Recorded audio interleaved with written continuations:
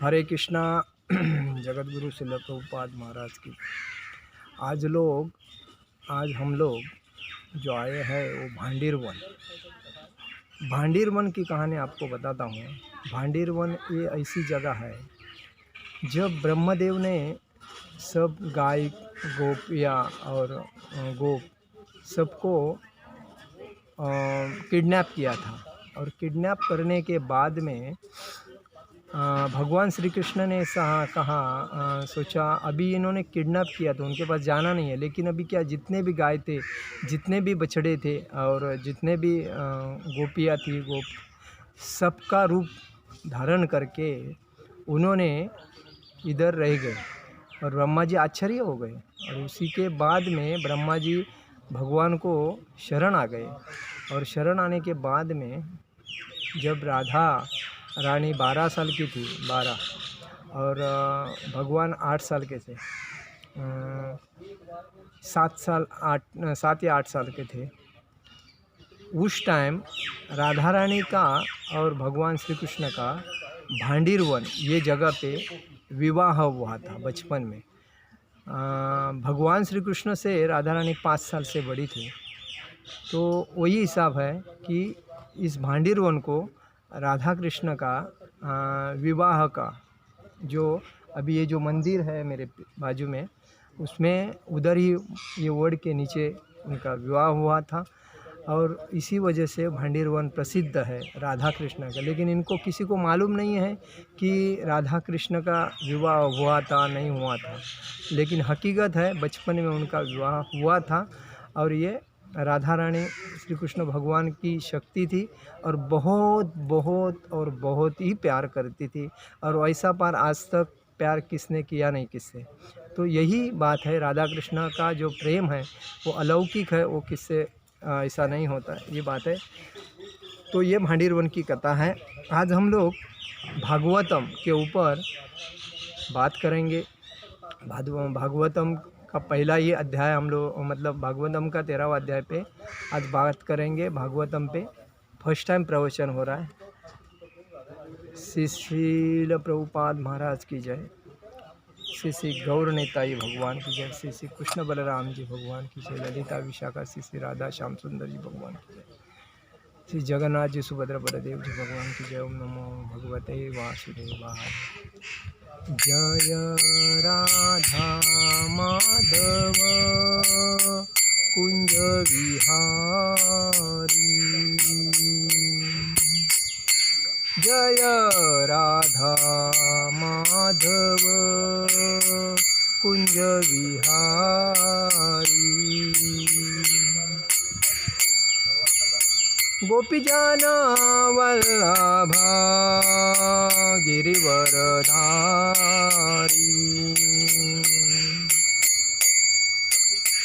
यशोदानंदन ब्रज जनरंजन। यशोदानंदन ब्रज जनरंजन। यमुना तीरावनचारी। यमुना तीरावनचारी। जय राधा माधव कुंज विहारी। हरे कृष्णा कृष्णा कृष्णा हरे हरे। हरे राम राम राम हरे हरे।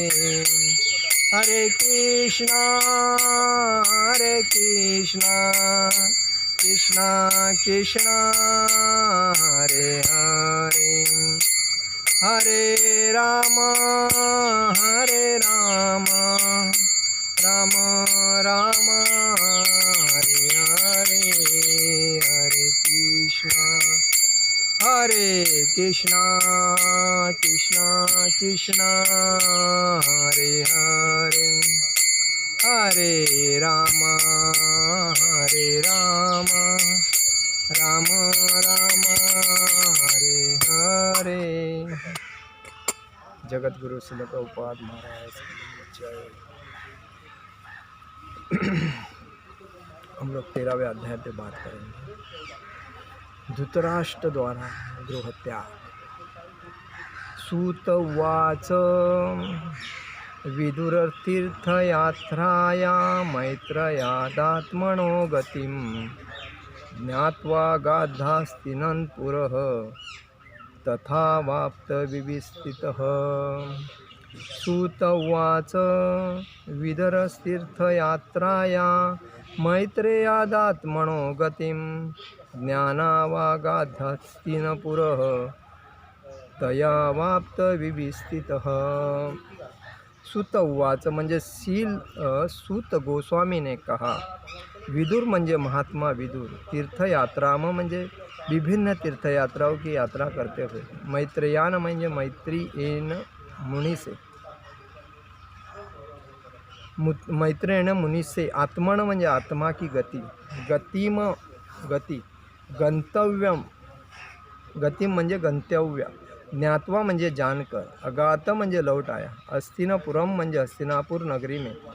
तया म्हणजे उस ज्ञान से। अवाप्त म्हणजे प्रचुर लाभ उठाने वाला।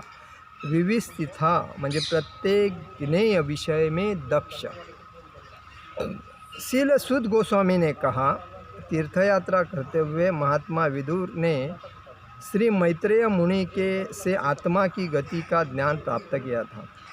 विदुर ये जो थे उन्होंने कौन से मुनि से? श्री मैत्रेय मुनि से आत्मा की गति का ज्ञान प्राप्त किया था और फिर वे हस्तिनापुर लौट आए। वे अपेक्षानुसार इस विषय में पारंगत हो गए और वे अतिशय पारंगत थे, होशियार थे। विदुर महाभारत के इतिहास में ये प्रसिद्ध व्यक्ति में से एक थे। विदुर महाभारत के इतिहास में एक प्रसिद्ध व्यक्ति में से एक थे। महाराज पांडु की माता अंबिका। महाराज पांडु की माता कौन? अंबिका की दासी। अंबिका की दासी के गर्भ से ये शील व्यासदेव द्वारा उत्पन्न हुए थे।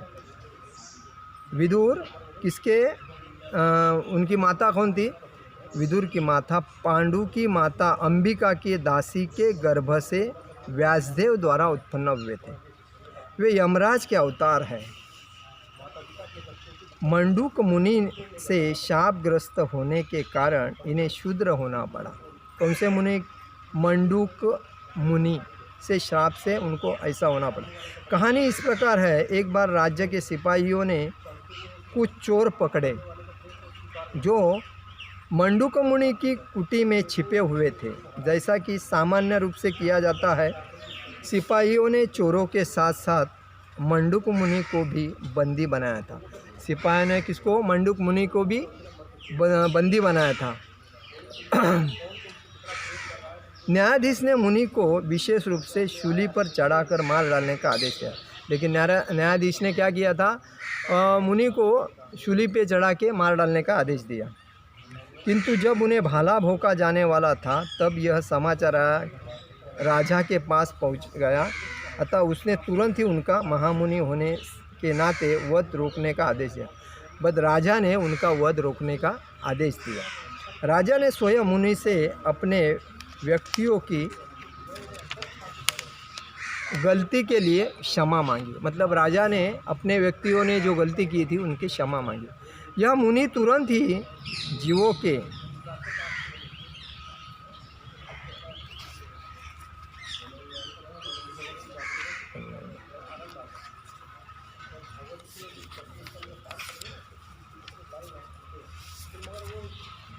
गलती के क्षमा मांगी। यह मुनि तुरंत ही जीवों के भाग्य विधाता यमराज के पास पहुँचे। जब मुनि ने उनसे पूछा तो यमराज ने उत्तर दिया कि मुनि ने अपने बचपन में एक तेज नुकीले तिनके की चींटी की बींद डाला था। चींटी को बींद डाला था, मतलब एक छोटे पक्षी को मार डाला था, इसलिए उन्हें यह कष्ट उठाना पड़ा। मुनि ने सोचा कि यह यमराज की मूर्खता की उन्हें यह कष्ट उठाना पड़ा। मुनि ने सोचा कि यमराज की मूर्खता की उन्हें बचपन के ज्ञान के लिए दंडित किया गया। अतएव मुनि ने यमराज को शाप दे डाला कि वे शूद्र बन जाए। यमराज का यह शूद्र अवतार महात्मा विदुर के नाम से विख्यात हो गया। मतलब यमराज जो थे, विदुर का जो अवतार था वो पूर्व जन्मी यमराज से उनको जो शाप मिला था, उस शाप की वजह से वो ऐसे हो गए, विदुर हो गए। जो महाराज धृतराष्ट्र तथा महाराज पांडु के शूद्र भाता, मतलब वो पांडु के, मतलब ये पांडु 5 पांडव के पिता पांडु और धृतराष्ट्र और ये विदुर, ऐसे 3 भाई थे। लेकिन भीष्मदेव ने कुरुवंश के इस शूद्र पुत्र के साथ अपने अन्य भतीजों के समान ही व्यवहार किया था। तो भीष्मदेव ने सबके साथ समान व्यवहार किया था। कालांतर में महात्मा विदुर का विवाह ऐसी कन्या से हुआ जो ब्राह्मण द्वारा शूद्राणी इसके गर्भ से उत्पन्न हुई थी। बाद में विदुर का जो विवाह हुआ तो कौन सी शूद्राणी के गर्भ से हुई कन्या से उसका विवाह हुआ। यद्यपि महात्मा विदुर अपने पिता भीष्मदेव के भाई की संपत्ति के उत्तराधिकारी नहीं हुए, लेकिन विदुर कभी भी भाई के संपत्ति के उत्तराधिकार नहीं हुए। महात्मा विदुर अपने बड़े भाई के अत्यधिक अनुरक्त थे और वे उसे निरंतर सत्य मार्ग पर चलने जाना चाहते थे। लेकिन विदुर हमेशा अपने बड़े भाई मतलब धृतराष्ट्र को हमेशा बोलते थे कि तुम सही रास्ते पे चलो। कुरुक्षेत्र के भ्रातु युद्ध के समय महात्मा विदुर ने बारंबार अपने बड़े भाई से विनय की कि पांडु पुत्रों के साथ न्याय करें। मतलब हमेशा विदुर धृतराष्ट्र को यही बोलते थे कि ये भाई के जो लड़के हैं उनके साथ न्याय करो, अन्याय मत करो, और तुम अन्याय कर रहे हो, ऐसा धृतराष्ट्र को बोलते थे। लेकिन वो सुनता नहीं था। लेकिन विदुर एक अच्छे राजा थे। लेकिन दुर्योधन को अपने चाचा का यह हस्तक्षेप पसंद नहीं था। लेकिन दुर्योधन को ये चाचा का हस्तक्षेप पसंद नहीं था। उसको चाचा का गुस्सा आता था विदुर का। अतएव उसने महात्मा विदुर का अपमान कर दिया। तभी ये धृतराष्ट्र ने विदुर का अपमान किया।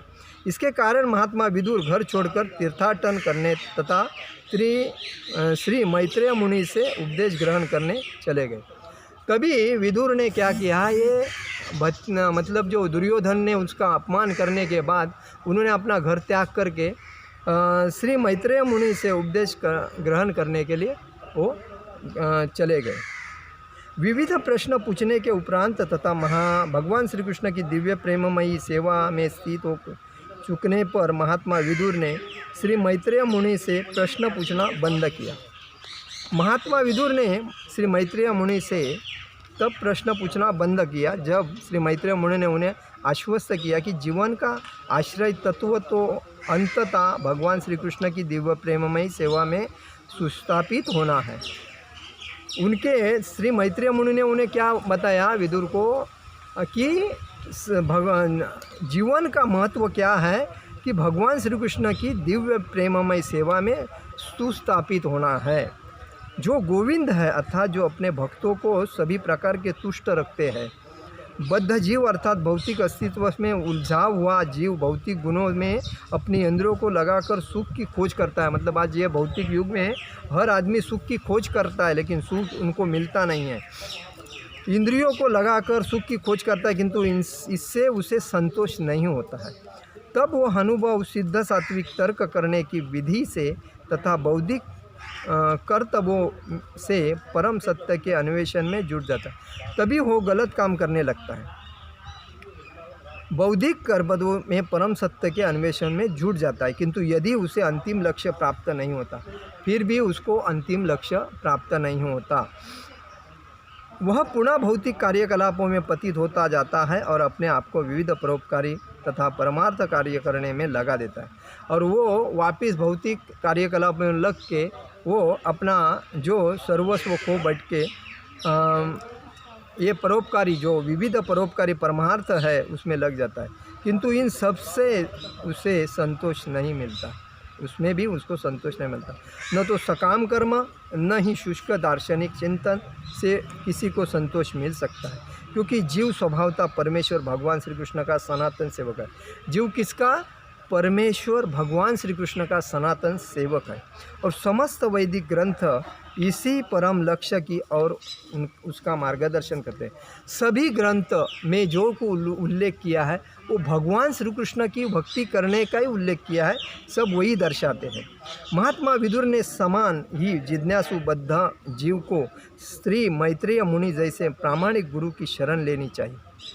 महात्मा विदुर ने क्या किया कि श्री मैत्रेय मुनि जैसे प्रामाणिक गुरु की शरण लेनी चाहिए और समझदारी भरी जिज्ञासु द्वारा कर्म, सकाम कर्म, ज्ञान, परम सत्य को जानने हेतु दार्शनिक अनुसंधान, योग, आत्मसाक्षात्कार की योग्य विधि के विषय में प्रत्येक वस्तु को जानने का प्रयास करने लगे। उन्होंने किसको? ज्ञान को और योग क्या है उसको जानने की प्रयास करना चाहिए। जिस व्यक्ति में अपने गुरु से प्रश्न पूछने की गंभीर प्रवृत्ति नहीं है उसे न तो दिखावटी गुरु बनने की आवश्यकता है, न व्यक्ति को अन्य व्यक्तियों का गुरु होने का दिखावा करना चाहिए। देखो, कोई अगर गुरु होता है तो गुरु को हर भक्त ने अपने मन में जो प्रश्न आता है वो पूछना चाहिए। दिखावागिरी करके भक्त बन के कुछ फ़ायदा नहीं। हाँ, और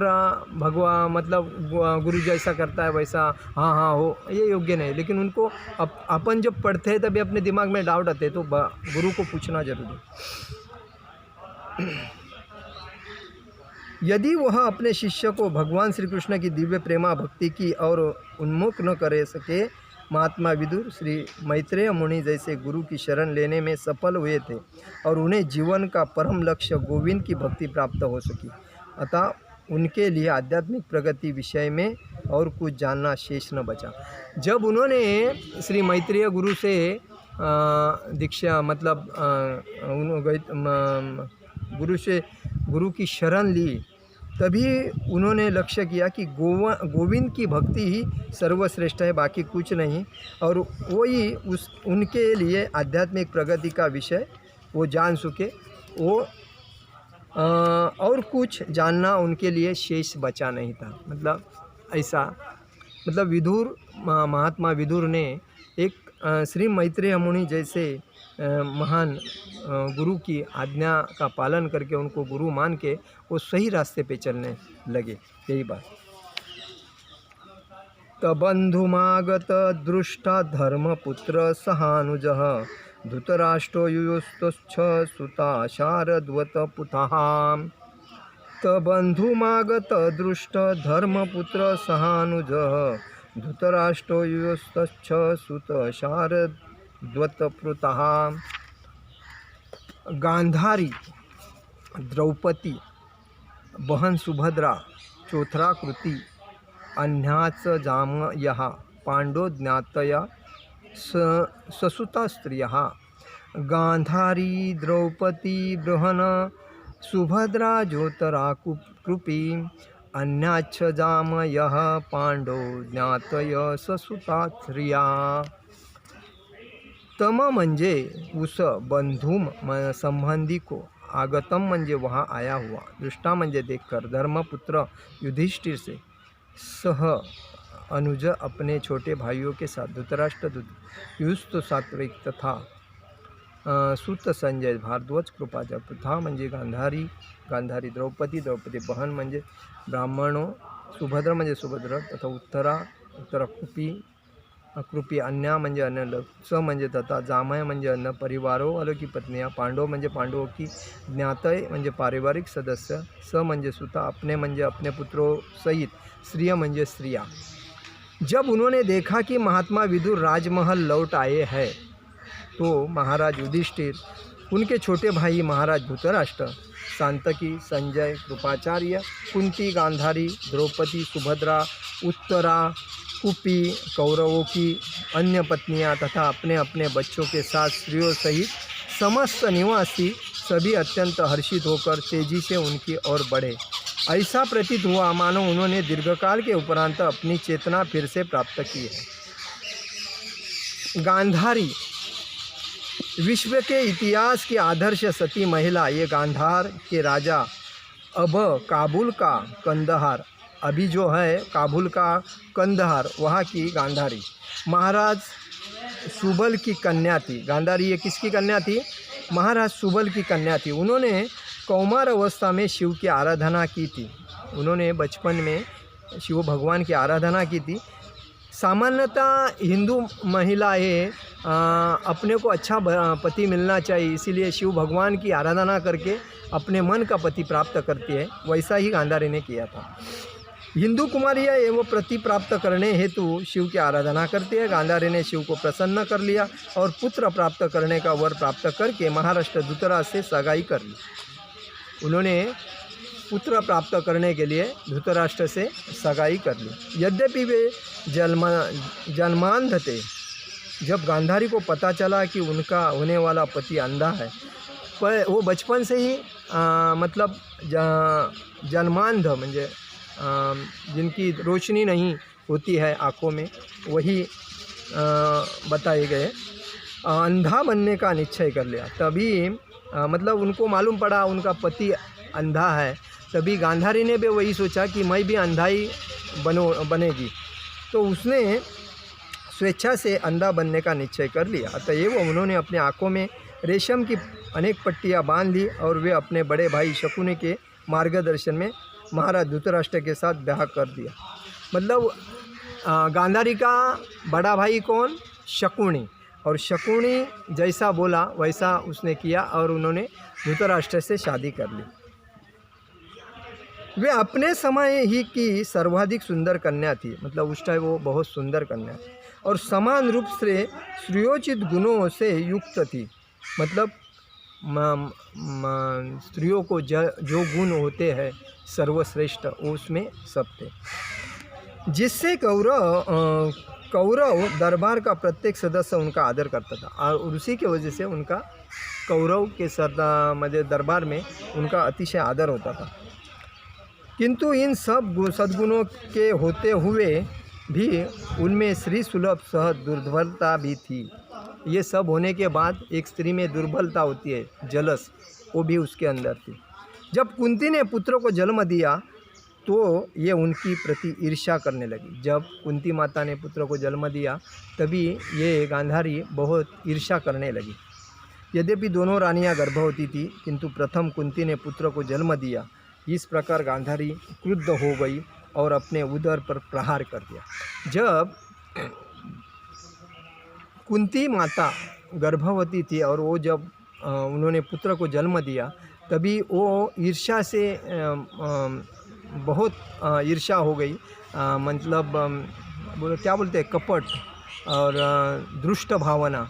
और दुष्ट भावना से उसने क्या किया कि उसने अपने पेट पे, जो वो भी गर्भवती थी, उसने अपने पेट पे एक मार के ले लिया और उस बेस इस प्रकार गांधारी क्रुद्ध हो गई और उदर पर प्रहार कर दिया। फलस्वरूप उन्होंने माउस के एक पिंड को जन्म दिया।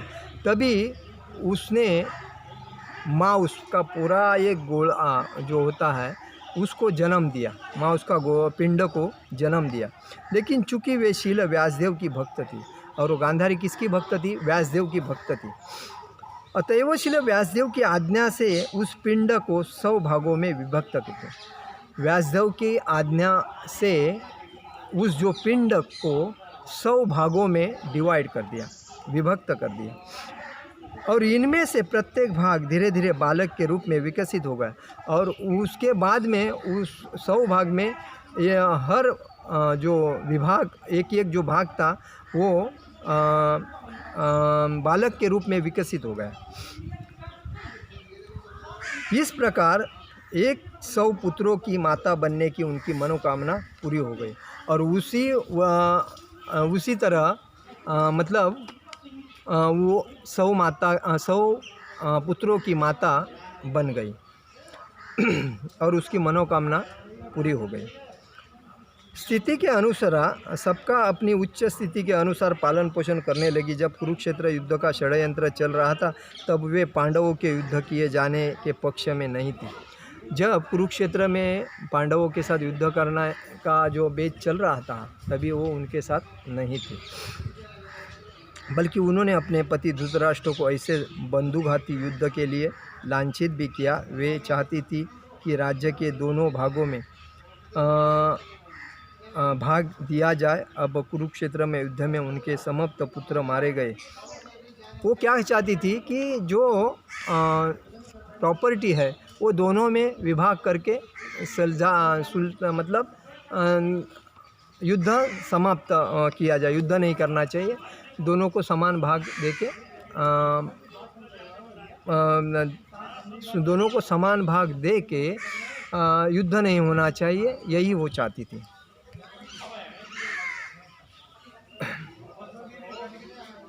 विभक्त किया पांडुपुत्रों तथा अपने पुत्रों को एक एक भाग दे दिया जाए, ऐसा वो सोचती थी। जब कुरुक्षेत्र में के युद्ध में उनके समस्त पुत्र मारे गए तब वे अत्यंत शोकाकुल हो गई और भीमसेन तथा महायुधिष्ठिर को शाप देना चाहती थी, किंतु श्री व्यासदेव ने उन्हें रोक लिया। देखिए, जब युद्ध हुआ तभी युधिष्ठिर और भीमसेन को वो शाप देना चाहती थी, लेकिन व्यासदेव ने उन्हें रोक लिया। भगवान श्री कृष्ण के समक्ष दुर्योधन तथा दुशासन की मृत्यु पर उनका विलाप अत्यंत कारुणिक था। भगवान श्री कृष्ण ने उन्हें दिव्य संदेश द्वारा सांत्वना दी। वे कर्ण की मृत्यु से भी उतनी ही दुखी थी और उन्होंने भगवान श्री कृष्ण के समक्ष कर्ण की पत्नी के विलाप का वर्णन किया। जब श्रील व्यासदेव ने उन्हें उनके मृत पुत्रों को दिखलाया, जिनकी बाद में स्वर्गलोक में उन्नति हुई, तब वे सांत्वना प्राप्त हो गई। गंगा के मुहाने के निकट हिमालय के जंगलों में अपने पति के साथ उनका देहांत हुआ। वे दावाग्नि में भस्म हो गई। महाराज युधिष्ठिर ने अपने चाचा तथा चाची का अंतिम संस्कार किया। उन्होंने कहा मतलब वो हिमालय के जंगलों में अपने पति के साथ देहांत हुआ। वे दावाग्नि मतलब बोलते हैं ना, सती होना, वो ऐसे भस्म हो गई। पृथा महाराज शूरसेन की पुत्री तथा भगवान श्री कृष्ण के पिता वसुदेव की बहन थी। पृथा ही बाद में महाराज कुंती भोज ने उन्हें गोद लिया था, अतएव वे कुंती कहलाई। पृथा का दूसरा नाम कुंती कहलाई। वे भगवान श्री कृष्ण विजया शक्ति के अवतार थी। जब उच्चतर ग्रह मंडल के से स्वर्ग के निवासी राजा कुंती भोज को मिलने हेतु आते थे तो कुंती उनके स्वागत में लगी रहती थी। देखिए, पृथा ये शूरसेन राजा की पुत्री भगवान श्री कृष्ण के पिता वसुदेव की बहन थी। उनके स्वागत में लगी रहती थी। किनके? जो स्वर्ग ग्रह उच्चतर ग्रह मंडल से स्वर्ग निवासी राजा लोग जो आते थे उनको उनकी स्वागत में लगे रहते थे। उन्होंने महान योगी दुर्वासा मुनि की सेवा की थी। उन्होंने किसकी सेवा की थी? दुर्वासा मुनि की सेवा की थी। महर्षि दुर्वासा ने उनकी अच्छी सेवा से प्रसन्न होकर उन्हें एक मंत्र दिया था। महर्षि दुर्वासा मुनि जब कुंती दुर्वासा मुनि की सेवा करती थी तो दुर्वासा मुनि ने उनको एक मंत्र दिया था प्रसन्न होकर, जिससे वे मनोवांछित देवता का आह्वान कर सकती थी। उन्होंने उत्सुकतावश तुरंत ही सूर्यदेव का आह्वान किया। मतलब वो अपने मन को चाहिए वो उस मंत्र से मांग सकते थे। तो उसी टाइम उसने सूर्यदेव का आह्वान किया, जिन्होंने उनके साथ समागम करना चाहा, किंतु उन्होंने ऐसा करने का इनकार किया, क्योंकि उनको सूर्यदेव के साथ समागम करना था। तो सूर्यदेव ने इनकार कर दिया। लेकिन जब सूर्यदेव ने आश्वस्त किया कि इससे उनका कौमार्य भंग नहीं होगा, तो उन्होंने उनका प्रस्ताव मान लिया। इस समागम के कारण वे गर्भवती हो गई और उससे कर्ण का जन्म हुआ। कर्ण ये किनका पुत्र था? कुंती का पुत्र था। पहला सूर्य से हुआ था, सूर्यदेव से हुआ था, लेकिन वो शादी से पहले हुआ था। सूर्य की कृपा से वे पुनः कुमारी कन्या से परिणत हो गई, लेकिन माता पिता के भय से उन्होंने अपने नवजात शिशु कर्ण का परित्याग कर दिया। लेकिन सूर्य के साथ समागम होने के बाद उनको कर्ण जैसा लड़का हुआ, लेकिन वो कुमारी थी, तो भगवान सूर्यदेव ने उसको कुमारी वापिस कुमारी इसमें कुमारी में परिणत हो गई, वापिस कुमारी में आ गई। और वो अपने माता पिता को उसने बताया नहीं कि मुझे ऐसा हुआ है, तो उसने माता पिता से छुपा के रखा इस बात को। तत्पश्चात जब पति चुनने की बारी आई तो उन्होंने स्वेच्छा से पांडु को पति रूप से चुना, और जब उनका शादी करने का जब टाइम आया तभी उन्होंने पांडु को पति के रूप में चुना। उन्हें अनुमति दे दी कि उपयुक्त महापुरुष का आह्वान करके पुत्र प्राप्त कर सकती है। पूर्व में कुंती ने यह प्रस्ताव स्वीकार नहीं किया, लेकिन जब पांडु ने अनेक उपयुक्त दृष्टांत प्रस्तुत किए तो वे राजी हो गई। इस प्रकार मतलब पांडु ने उनको ये बताया था कि आपको जो चाहिए वो आपके इसके साथ भी कर सकते हैं, ऐसा उन्होंने बताया था। इस प्रकार दुर्वासा मुनि द्वारा प्रदत्त मंत्र से उन्होंने धर्मराज का आह्वान किया। उसके बाद में वो राजी हो गई और उसने धर्मराज का आह्वान किया, और जिस धर्मराज से उनको युधिष्ठिर जैसा पुत्र जन्म हुआ। इसके उपरांत उन्होंने वायुदेव का आह्वान किया। उसके बाद में उन्होंने किसका आह्वान किया? वायुदेव का आह्वान किया, तो भीम उत्पन्न हुआ। वायुदेव से उनको भीम उत्पन्न हुआ। स्वर्ग के राजा इंद्र का आह्वान करने पर उनको अर्जुन हुआ, और उसके बाद में उन्होंने स्वर्ग का राजा इंद्र से आह्वान किया तो उनको अर्जुन हुआ। नकुल तथा सहदेव का जन्म स्वयं पांडु के अश्विनी कुमारों की द्वारा माद्री के गर्भ से हुआ। और नकुल और सहदेव ये दोनों जो बच्चे थे, ये जो दोनों पुत्र थे, वो माद्री जो पांडु की पहली पत्नी थी उनके बच्चे थे। बाद में जब महाराज पांडु अल्प आयु में ही दिवंगत हो गए तो कुंती इतनी दुखी हो गई कि उन्हें मूर्छा आ गई, मतलब वो मूर्छा आ गई। तब कुंती तथा माद्री दोनों सहपत्नियों ने यह निश्चय किया कि कुंती पांचों अल्पवयस्कर बालों को पांडवों को पालने हेतु जीवित रहे और माद्री अपने पति के साथ सती हो। वहाँ उपस्थित शतशृंग तथा अन्य उपस्थित महर्षियों ने इस निर्णय का समर्थन किया। तभी माद्री और कुंती, इसमें से दो जो पत्नी थे पांडु के, तो उन्होंने माद्री ने तय कर लिया कि मेरे 2 पुत्र आप संभालो, मैं सती हो जाती हूँ। तो उधर के जो उपस्थित शतशृंग थे महर्षियों ने वो मान्य किया। तभी संस्था ये था सती होने का जो रिवाज था, तो वो ऐसा है। बाद में जब दुर्योधन के षड्यंत्र से पांडु को राज्य से बाहर निकाल दिया गया तब कुंती ने अपने पुत्रों के साथ साथ रही, और उन दिनों में उन्होंने सारे कष्ट हुए। जब दुर्योधन ने 5 पांडवों को राज्य से बाहर निकाला तभी कुंती को बहुत कष्ट भोगने पड़े। भीम ने वनवास में समय असुर कन्या हिडिंबा से भीम को पति बनना चाहा। एक तभी जब मतलब जंगल में वो जा रहे थे तभी हिडिंबा भीम को पति बनाना चाहती थी। तब भीम ने इनकार कर दिया, किंतु जब कन्या कुंती का तथा युधिष्ठिर से पता चला, वो कन्या युधिष्ठिर के पास आई और उन्होंने भीम को आदेश दिया, मतलब युधिष्ठिर ने भीम को बताया कि अगर वो तुम्हारे से शादी करना चाहती है तो तुम बिंदास करो। तो उससे उनको घटोत्कच का जन्म हुआ। हिडिंबा से भीम ने जो शादी किया, वो शादी करने के बाद उनको घटोत्कच का जन्म हुआ उनसे। उसने अपने पिता की ओर से कौरव के विरुद्ध वीरतापूर्वक युद्ध किया, मतलब उसने घटोत्कच इसने अपने वीरता, मतलब भीम जैसी वीरता उसके अंदर थी। उसने पांडवों के साथ जो कौरवों के साथ जो युद्ध हुआ था उस युद्ध में बहुत अच्छी तरह पराक्रम किया। वनवास काल में सभी पांडव एक ब्राह्मण परिवार के साथ रहे जो बकासुर राक्षस के कारण अत्यंत व्यथित था। कुंती ने भीम को आदेश दिया कि बकासुर का वध करके ब्राह्मण परिवार का असुर के उत्पीड़ितों से बचाव करे।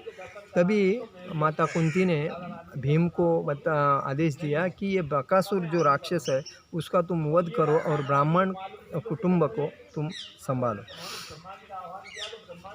इसी उन्होंने युधिष्ठिर को सलाह दी कि पांचाल देश के लिए प्रस्थान करे। इसी पांचाल देश में अर्जुन ने द्रौपदी को प्राप्त किया और बाद में युधिष्ठिर पांचाल देश में जाने के बाद द्रौपदी अर्जुन ने प्राप्त किया, म्हणजे द्रौपदी के साथ उनका विवाह हुआ। लेकिन कुंती के आदेश से पांचों भाई पांचाली या द्रौपदी के समान रूप से पति बने। तभी पांचों भाई द्रौपदी के पति बने समान रूप से। कुंती देवी अपने प्रथम पुत्र कर्ण को कभी भी नहीं भूल पाई। उन्होंने कुरुक्षेत्र युद्ध में कर्ण की मृत्यु होने पर विलाप किया। देखो, कुंती माता को कर्ण की बहुत याद आती थी क्योंकि वो उसका शादी के पहले का पुत्र था, लेकिन वो जब मृत्यु हुआ उसका युद्ध में तभी उसने बहुत दुख जताया। कुरुक्षेत्र युद्ध के पश्चात जब भगवान श्री कृष्ण अपने घर वापस जाने लगे तब उन्होंने जो प्रार्थना की वे सर्वोत्कृष्ट है। अंत में गांधारी के साथ कठोर तपस्या करने हेतु जंगल चली गई। वे प्रत्येक 30वें दिन पर भोजन करती थी। अंततः वे ध्यान में लीन होकर दावाग्नि में जलकर भस्म हो गई। कौन? कुंती गांधारी कठोर तपस्या करने हेतु जंगल चली गई थी और प्रत्येक 30वें दिन पर भोजन करती थी। अंततः वे ध्यान में लीन होकर दावाग्नि में जलकर भस्म हो गई। द्रौपदी ये महान द्रुपद की सर्वश्रेष्ठ सती पुत्री तथा इंद्र पत्नी देवी सची की अंशावतार थी। द्रौपदी कौन थी? इंद्र पत्नी देवी सची की अंशावतार थी। महाराज द्रुपद ने यजमुनि की अध्यक्षता में एक महान यज्ञ संपन्न किया। पहली आहुति के साथ धृष्टद्युम्न का जन्म हुआ। पहली आहुति में पहले किसका जन्म हुआ? महाराज द्रुपद ने यजमुनि की अध्यक्षता में एक महान यज्ञ संपन्न किया। पहली आहुति के साथ धृष्टद्युम्न का जन्म हुआ और दूसरी आहुति में द्रौपदी जन्मी। मतलब द्रौपदी का भाई कौन था?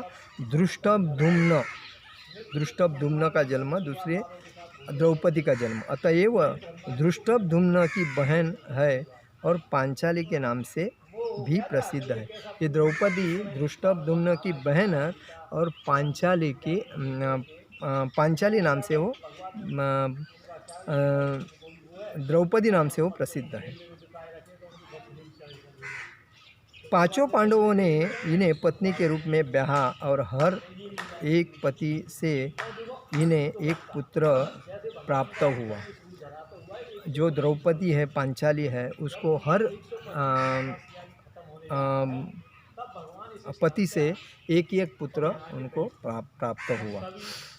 महाराज युधिष्ठिर से प्रतिभीत भीमसेन से सुतसोम, भीमसेन से कौन सा हुआ? सुतसोम। अर्जुन से श्रुतकीर्ति, नकुल से शतानिक तथा सहदेव से श्रुतकर्मा का जन्म हुआ। ये 5 प्रत्येक से एक एक जो हुआ था।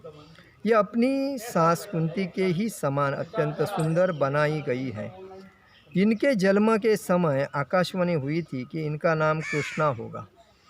साथ ही यह भी आकाशवाणी हुई थी कि इनका जन्म कई क्षत्रियों का वध करने हेतु हुआ है। शंकर के आशीर्वाद से इन्हें एक से एक योग्य 5 पति मिले। जब उन्होंने शंकर भगवान के आशीर्वाद से उन्हें 5 पति मिले। स्वयं अपना पति चुनना चाहा तो विश्व भर के देशों के राजा तथा राजकुमार आमंत्रित किए गए। वह पांडवों के वनवास के समय पांडवों से विवाहित हुई, किंतु जब वे अपने घर वापस गए तो महाराज द्रुपद ने उन्हें प्रचुर दहेज दिया। महाराज धृतराष्ट्र की सभी बहुओं ने द्रौपदी का स्वागत किया। जब वे जुए में हार गई तो उन्होंने सभा भवन में जबरन घसीट कर लाया गया। जब वो पांडवों और कौरवों का जो जुआ चल रहा था उसमें जब हार गई थी तभी उनको सभा भवन में जबरन घसीट कर लाया गया था।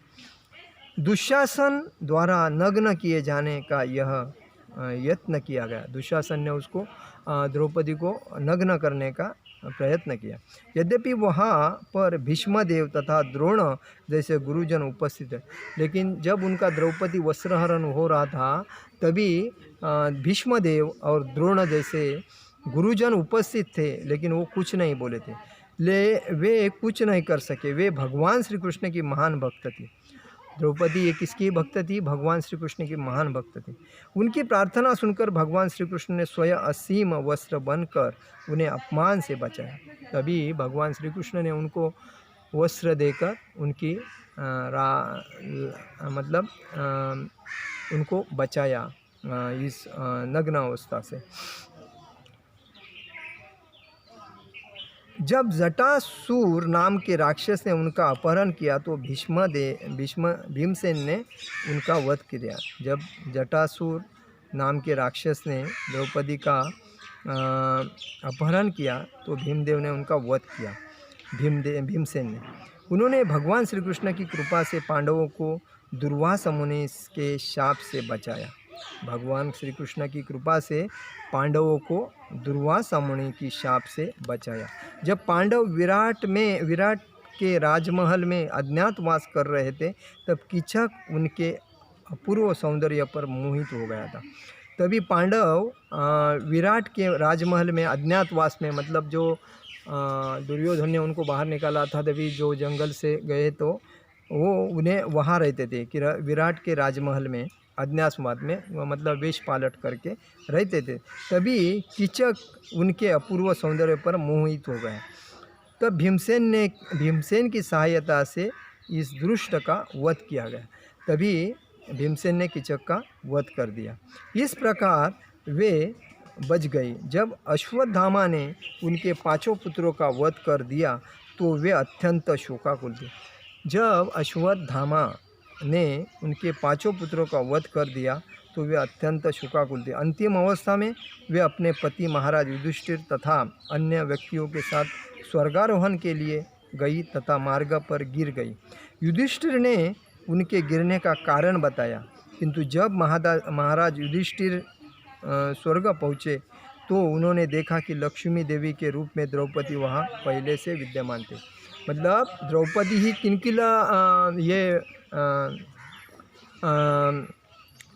पहला लक्ष्मी देवी थी। द्रौपदी ये लक्ष्मी देवी का वेश करके पदार्पण किया था इन्होंने। युधिष्ठिर स्वर्ग पहुँचे तो उन्होंने देखा कि लक्ष्मी देवी के रूप में द्रौपदी वहाँ पहले से ही विद्यमान थी।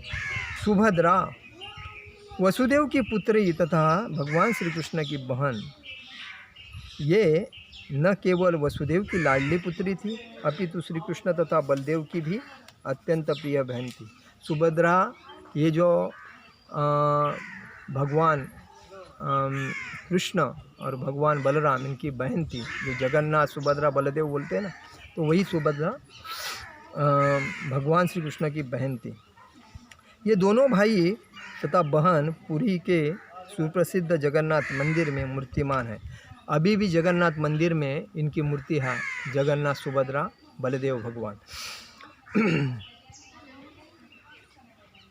अवसर राधा तथा श्री कृष्ण का मिलन अत्यंत कारुणिक है और पुरी में भगवान श्री चैतन्य राधा रानी के भाव में सदैव भगवान श्री कृष्ण के लिए लालायित रहते थे। जब अर्जुन द्वारका में थे तो उन्होंने सुभद्रा को अपनी रानी बनाना चाहा। जब अर्जुन द्वारका में थे तभी उन्होंने सुभद्रा को अपनी रानी बनाना चाहा, पत्नी बनाना चाहा और भगवान श्री कृष्ण से अपनी इच्छा व्यक्त की। तभी अर्जुन ने अपनी इच्छा भगवान श्री कृष्ण से बताई कि मुझे सुभद्रा से शादी करना है। श्री कृष्ण जानते थे कि उनके बड़े भाई बलदेव सुभद्रा का विवाह अन्य तय कर रहे हैं। मतलब बलदेव को ये रिश्ता मान्य नहीं था, वो उनके लिए दूसरा रिश्ता ढूंढ रहे थे। चूँकि श्री कृष्ण बलदेव द्वारा की जा रही व्यवस्था के विरुद्ध जाने का साहस नहीं कर रहे थे, लेकिन भगवान श्री कृष्ण बलदेव के विचार के विरुद्ध में नहीं जा रहे थे। अतएव उन्होंने अर्जुन को सलाह दी कि वह उनका हरण कर ले। तभी भगवान श्री कृष्ण ने कहा कि अर्जुन तुम सुभद्रा का हरण करो तो ही तुमको जमेगा, नहीं तो जमेगा नहीं। क्योंकि बलदेव दूसरे के साथ शादी करना, उनका शादी लगाने मतलब शादी करना चाह रहा है। अतएव जब समस्त लोग रैवत पर्वत पर आनंद मनाने गए थे, कौन से पर्वत? रैवत पर्वत पर आनंद मनाने गए, तब अर्जुन ने भगवान श्री कृष्ण की योजना के अनुसार सुभद्रा का हरण किया। तभी भगवान श्री कृष्ण भगवान के व्यूह रचना से मतलब योजना से सुभद्रा का हरण कर लिया। इस पर बलदेव अर्जुन अत्यंत क्रोधित हो गए। तभी बलदेव भगवान अर्जुन के ऊपर बहुत क्रोधित हो गए और उनको मार डालना चाहते थे। किंतु भगवान श्री कृष्ण ने बड़े भाई से अनुनय विनय की कि वे अर्जुन को क्षमादान करें। परंतु भगवान श्री कृष्ण भगवान ने बलदेव भगवान से विनंती की कि उनको क्षमा करें। तब अर्जुन के साथ सुभद्रा का विधिवत ब्याह हुआ और सुभद्रा से अभिमन्यु का जन्म हुआ। तभी सुभद्रा माता से अर्जुन का शादी हुआ और उनको अभिमन्यु जैसा सुपुत्र प्राप्त हुआ। अभिमन्यु की अकाल मृत्यु से सुभद्रा अत्यंत दुखी थी, किंतु परीक्षित के जन्म से वे सुखी तथा संतुष्ट हो गए। और अभिमन्यु और परीक्षित ये अर्जुन और सुभद्रा से दो पुत्र थे। जो अभिमन्यु वो चक्रव्यूह में कौरवों के साथ युद्ध में मारा गया था, और जब परीक्षित जी हो गए, परीक्षित जी का जन्म हुआ, तभी वो सुभद्रा अतिशय प्रसन्न हो गए। आज हम लोग ये जो प्रवचन है ये भांडीर वन में हम लोग कर रहे हैं, क्योंकि भांडीर वन ये राधा कृष्ण का विवाह स्थल है और हमें मौका मिला है कि आज इधर प्रवचन करने का। तो इसीलिए आज प्रथम ही भागवतम के ऊपर ये प्रवचन हुआ है। तो ये जो महाभारत जो हुआ है ये कौरव और पांडव के घरगुती युद्ध का हुआ है, और वो एक संसार में बताना चाहते थे कि अगर आदमी एकनिष्ठ है और विचारवंत है, अपने भाई के पुत्रों को, अपने पुत्रों को एक नज़र से देखे तो उसमें कोई भेदभाव नहीं होगा। अगर वो मेरा और ये किसका नहीं है, ऐसा स्वार्थ भाव से अगर चलेगा तो फिर उसमें दुष्टता पैदा होती है और विरोध करना चाहते हैं, और बाद में वो शत्रुत्व निर्माण होकर युद्ध होता है। तो यही तो महाभारत में हुआ था, जब विदुर ने उनको बताया था धृतराष्ट्र को कि पांडु के पुत्र ये तुम्हारे पुत्र समझ के तुम चलो तो कुछ नहीं, अगर तुम अपने पुत्रों का स्वार्थ देखोगे और उनको अगर अलग करोगे तो ये गलत है। तो श्री कृष्ण भगवान हमेशा अपने भक्तों के साथ होते हैं और भक्तों की वो बराबर उनको संभालते हैं। तो उन्होंने 5 पांडवों को अच्छी तरह संभाल के उनको सपोर्ट किया, और आखिर में कौरव युद्ध में हार गए, पांडव युद्धों में जीत गए, क्योंकि भगवान कृष्ण ही सब कुछ करते थे। और इसी वजह से कौरव पांडवों का युद्ध हुआ था। तो ऐसा है कि समाज में आज भी लोग उसी बेसिस पे चलते हैं, मेरी प्रॉपर्टी उसकी नहीं, ऐसा जो करना है बेकार है। तो समाज में दूसरे का भी सोचना ज़रूरी है। अगर अपने पास सब कुछ है, हम खुश है, तो दूसरे का फ़ायदा करके देना ज़रूरी है और उसको आनंदी करके देना ज़रूरी है। और घर का वातावरण समान रख के, शांति रख के, अपने घर से दूसरे घर को एक प्रसन्नता प्राप्त हुए वो देखना ज़रूरी है। ऐसा समाज में प्रचार होना ज़रूरी है। इसी बात पे आज मैं मेरा यही प्रवचन बंद करता हूँ। आप भांडीर वन देख सकते हैं, भांडीर वन है ये जो राधा कृष्ण का विवाह स्थल है, इधर है, देखिए ये पूर्ण भांडीर वन है। वहाँ एक कुआं है, उस कुआं में हर सोमवती अमावस्या को दूध जैसा पानी होता है और वो बहुत ही अद्भुत है। ये इधर के ब्राह्मण हैं और ये सब यहाँ है, देखिए भांडीर वन राधा कृष्ण का विवाह स्थल। हरे कृष्ण कृष्ण कृष्ण हरे हरे, हरे राम राम राम हरे। जगत गुरु शिल प्रभुपाद महाराज की जय। परम पूज्य लोकनाथ स्वामी महाराज की जय। निताई गौर प्रेमानंदे हरि हरि बोल।